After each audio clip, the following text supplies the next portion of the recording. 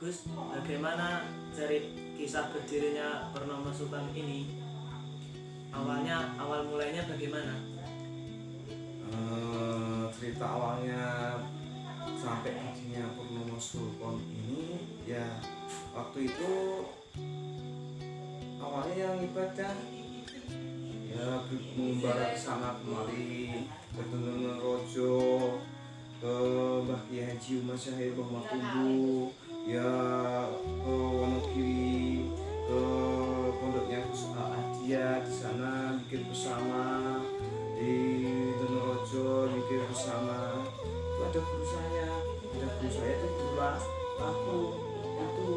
Nah, jadi berdirinya ya gini karena karena ibadahnya itu selalu ibadah rangkulan Rino lan wengi ya kan, dikir bersama ya nggak tahu akhirnya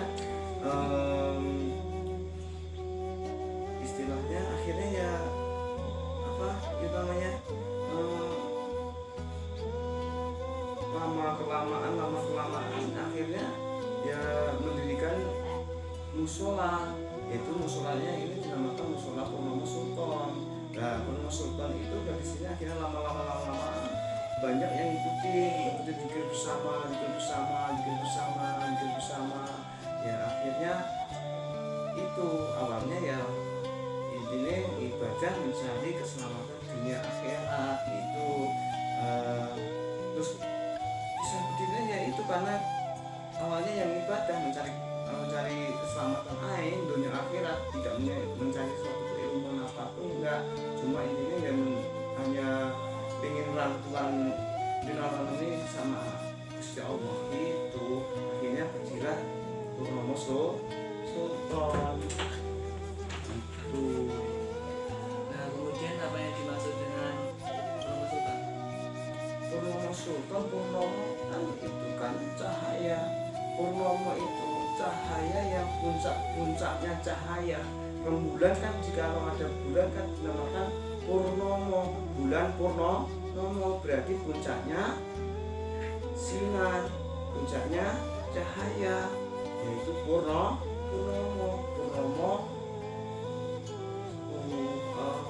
Kalau sultan itulah itu kan yang dimaksud sultan kan para aulia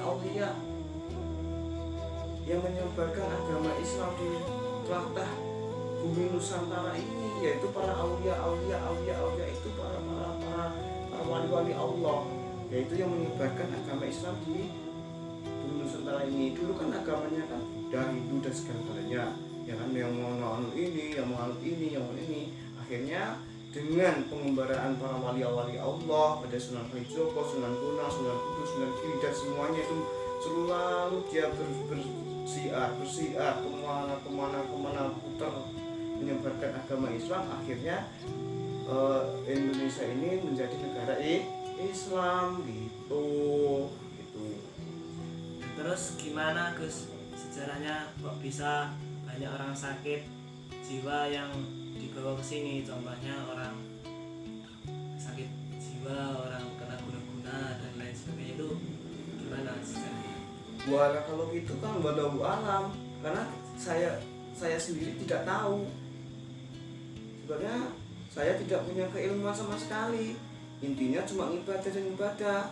Akhirnya ibadah, ada orang lah datang sini, ya kan? Mohon doa, mohon didoakan. Akhirnya mengalami dia kesembuhan.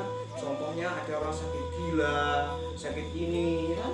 Itu kan kodrat itu Gusti Allah. Kalau sekarang kayak saya ini cuma hanya doa, mendoakan. Akhirnya sekarang banyak pasien yang kesini, banyak orang sakit jiwa bawa ke sini, dievakuasi ke sini. Orang yang kena tenung, kena ini, kena itu, karena amalan, karena itu tidak bisa, aku nggak bisa apa-apa. Tapi dengan doa yang diridhoi Allah, akhirnya itu terjadi sembuh. Karena saya sendiri juga tidak mengalami, udah merasa saya itu bisa, karena emang aku nggak bisa.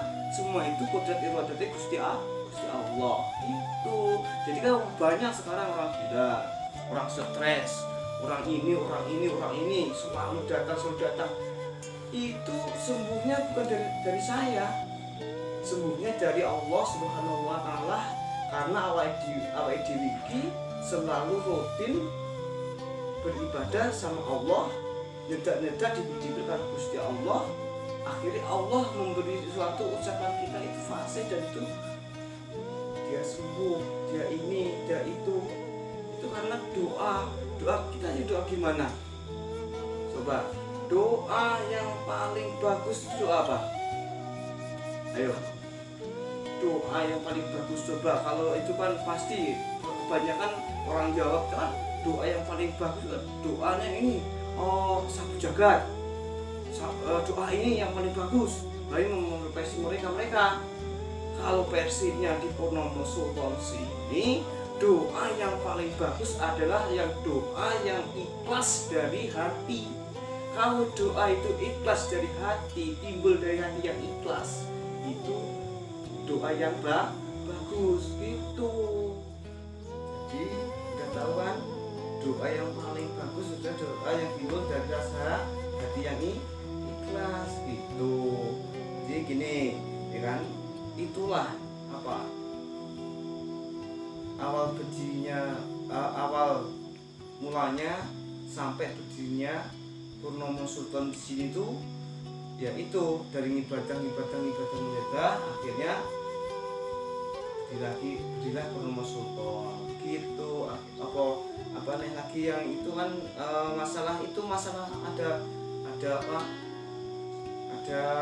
pasien-pasien kesini itu saya tidak buka praktek, tahu, tidak membuka praktek, tapi dia datang sendiri dan tidak mengiklankan waktu itu.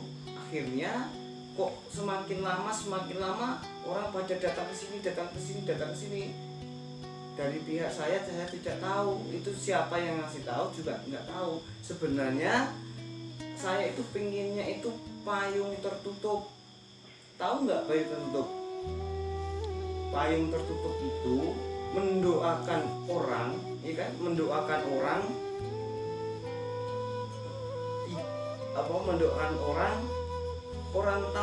itu tidak tahu didoakan. Jadi itu payung tertutup.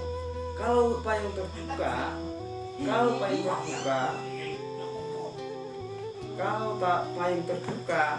itu mendoakan orang, ditahui sama orang, itu payung terbuka.